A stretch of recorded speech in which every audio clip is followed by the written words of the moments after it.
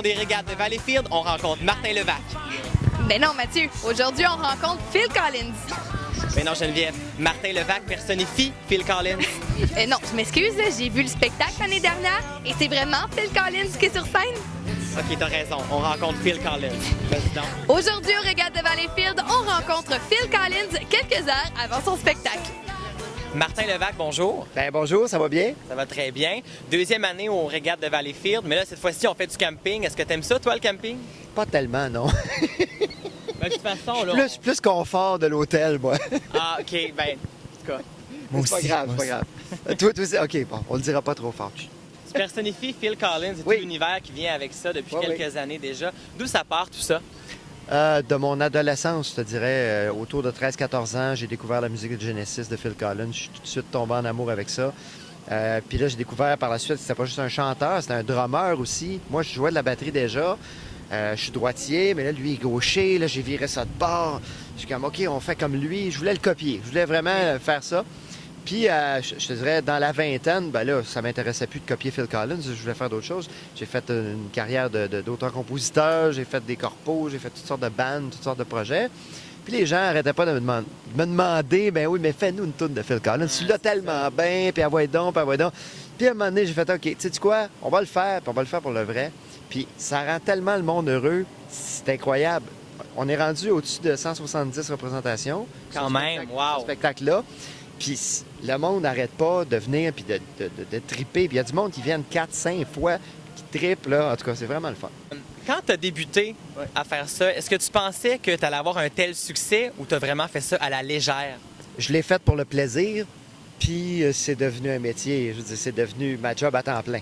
Fait que je te dirais qu'au début, là, je croyais pas que c'était pour avoir autant de succès. Là. Je me disais, bon, on va faire quelque chose par année avec ça. Puis finalement, on s'est ramassé à faire quasiment 50-60 shows dans l'année. Et tu le fais au complet, Phil Collins, de la voix quand il parle, à sa voix vocale, la batterie aussi. Qu'est-ce qui a été le plus dur dans ces trois choses-là à faire? Ben, c'est tout l'ouvrage de comédien. Moi, je suis musicien. Hein? OK, oui. À la base, je suis pas comédien. Puis, fait que ça a été d'acter tout ça finalement, puis de vraiment rendre crédible le personnage sur scène. Well, you know, not enough people who hard work, you know. They all think it's sex, drugs and rock and roll, and why women and songs. It is just that, actually, you know. So, Ça, c'est la même voix, c'est pareil. fait que c'est le personnage, c'est vraiment de prendre puis toute la mimique puis toute la patente. Fait que ça, c'est beaucoup de travail. T'en parlais tantôt, tu as fait plusieurs projets en tant que Martin Levac, dont 3 albums. Oui. Ça fait plusieurs années de ça. Est-ce que c'est derrière toi ou éventuellement tu voudrais répéter l'expérience?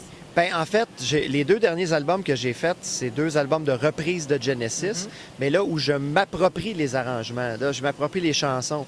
Ça s'appelle A Visible Jazz Touch of Genesis, puis on est en tournée d'ailleurs cet été avec ce band-là, en trio jazz. Fait que là, je suis au drum, je chante, j'ai un pianiste contrebassiste, puis là, je m'amuse. Puis là, je prends pas le personnage dans ce show-là. C'est Martin Levac qui interprète les chansons de Genesis, puis j'ai beaucoup de plaisir à le faire. Et est-ce qu'on n'a pas peur, avec le temps, de perdre sa voix à nous, si on veut? Non, je pense pas. Je pense que je suis over ça. À une époque, je t'aurais dit oui, mais plus maintenant. Aujourd'hui, tu sais, gars, on a un super beau métier. On va chez le monde et on les rend heureux.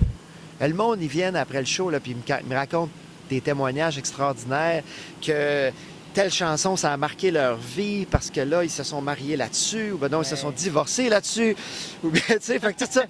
Puis toutes sortes d'histoires reliées à la musique. Puis moi, ben, je trouve qu'il n'y a pas de honte à faire cette carrière-là pour le reste. Là. Et là, qu'est-ce qui s'en vient pour toi là, de cet été? Tu fais beaucoup de festivals? C'est ça. Je fais beaucoup de festivals. Ben, en fait, pas tant que ça. Je fais plus des salles de spectacle dans la tournée Rosec. Donc, toute l'Est du Québec, on fait la Gaspésie au grand complet, la Côte-Nord, puis la région de Québec beaucoup. On fait le festival de jazz à Lévis avec le Septet Jazz, les reprises de Genesis dont je te parlais. Je suis très fier de ça. Puis plein d'autres affaires. À l'automne, on est booké Dance into the Light, le spectacle le meilleur de Phil Collins, toute l'automne en tournée au Québec, un peu partout. Ta chanson préférée de Phil Collins? Ça, c'est une dure question. Ça change tout le temps, mais je te dirais que ces temps-ci, c'est Hangin' Long Enough. Pourquoi? Parce que c'est l'opener du show, puis je trouve qu'elle a une drive extraordinaire. C'est une chanson très positive. Une chanson de Phil Collins que t'aimes plus faire, que t'es obligé de la faire, mais ça te tente plus. Ces temps-ci, c'est You Can't Hurry Love. Je suis plus capable. T'es plus capable de celle-là. J'ai du fun pareil, mais disons que si je m'en passerais. Lorsque tu as rencontré Phil Collins la première fois là, que c'est arrivé, est-ce que tu as été intimidé? J'étais très nerveux avant de le rencontrer parce que j'anticipais, je savais pas à quoi m'attendre. Puis lorsqu'il m'a serré la main, là, ça a été fini. Là, on est tombé comme d'égal à égal. On s'est mis à parler comme deux musiciens qui parlent de musique ensemble. C'était vraiment merveilleux. C'est quelqu'un de humble, de généreux, de terre à terre. Un super dude, vraiment le fun. Et justement, il a dit que tu étais le meilleur personnificateur qu'il avait rencontré dans sa vie. Qu'est-ce que ça te fait quand il a dit ça? Ça, c'est la tape sur l'épaule. Puis, ouais. C'est merveilleux de vivre ça dans une vie, tu sais. Que ça vienne de la bouche du maître en tant que tel, tu sais. C'est quelque chose, là. Ouais. Et en terminant, est-ce qu'en secret, tu imites d'autres personnes? Ah ben oui. On veut des noms? Ah, je sais pas. Je peux pas t'en faire parce que je les pratique pas assez. Je les fais dans l'intimité, mais oh mon Dieu, j'ai imité tous mes professeurs à l'école. Moi, c'est comme ça que ça a commencé. Mais j'imite Yvon Deschamps, j'imite Jean-Pierre Ferland, j'en imite un paquet, Jerry Boulet. Mais ton préféré à imiter en secret? Ah, peut-être Jerry Boulet. Martin, merci. Bon spectacle ce soir. Et en terminant, on a le rituel signer la chaise.